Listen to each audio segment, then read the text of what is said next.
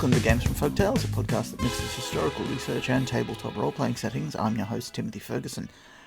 This week, a Magonomia episode. To explain, while I've been writing my parts of Magonomia, which will come out in print on demand any month now, there are sections that either I couldn't write for the formal line because we would like someone with a bit more specialisation in that field to do it, or deep background information which doesn't fit the constrained word count of a physical product. And so I'm going to make those into podcast episodes. So this is your first one. Are you Smiley or Bond? Thinking about the stories of spycraft in Elizabethan England, there's a question that needs to be discussed at each gaming table. Are your agents more like George Smiley or more like James Bond? Either's a fine choice, as long as you flag it properly, and players can mix the types, but it needs to be discussed, so let me unpack that. If you have a supervillain that needs assassinating, George Smiley would find a cleaner with a drinking problem and blackmail or bribe him into slipping sleeping pills into the guy's favourite decanter of whiskey, then planting a suicide note in a little loose book in the man's library. Smiley wouldn't do it himself either. He'd have a cutout or a middle agent. Smiley's deliberately dull but absolutely meticulous in his craft.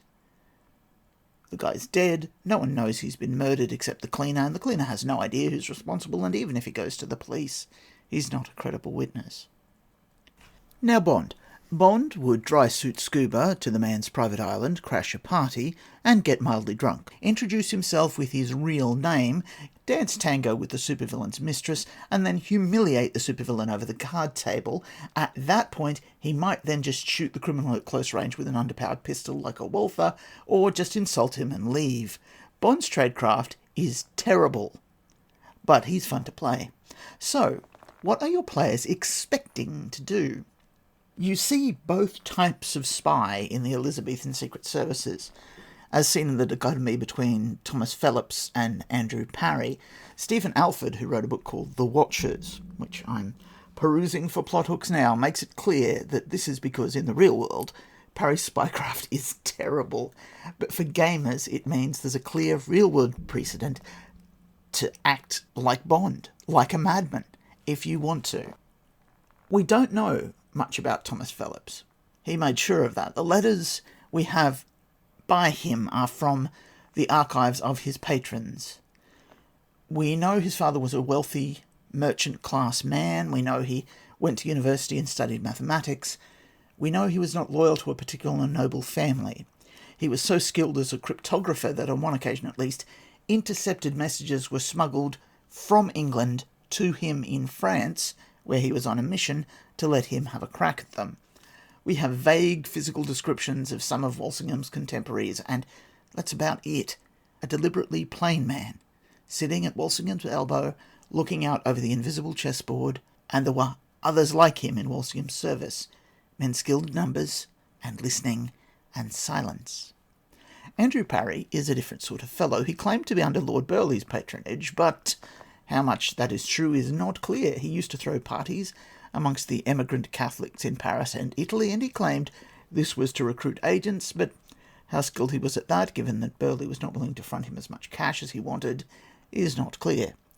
Like Bond, he makes himself the centre of attention, tells everyone who he is, and tries to get by on money and charm.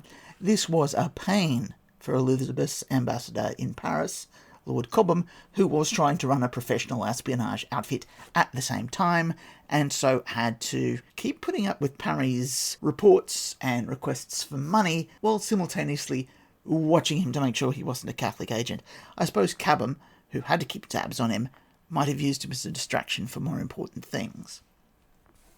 Magonomia, given its magic, tends to pull you a bit toward Bond, because its fantastic and magic items are our equivalents of a laser watch. That being said, even Bond, with his boy's own adventure attitude, isn't all that far from some early 20th century British intelligence services. The SOE loved weird plans, and they did have a workshop to make spy gadgets under Charles Fraser Smith.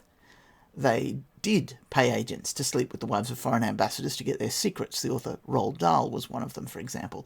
They did have a stage magician on staff helping them to plan the deceptions before the D-Day landings. More recently, there really was an assassin, not from the British services, who committed murder in public using an alchemical poison on the tip of a Bulgarian umbrella. You can make a historical argument for why people like Parry thought they were doing an absolutely marvellous job. I'd like to repeat, you can do both with historical sources. They'll back you either way. In the real world, there were people like Cardinal Allen, fielding agents in England, who were more in the Smiley mould, but the guy who shot William the Silent in the chest and the men who tried the same thing with Queen Elizabeth were more on the Bond end of the spectrum. The key point is that your group needs to know if people like Bond and Parry are ridiculous in your setting or not. They need to know how your opponents will respond so that it meets the player expectations. You need to deliberately state what those are. Your saga may vary.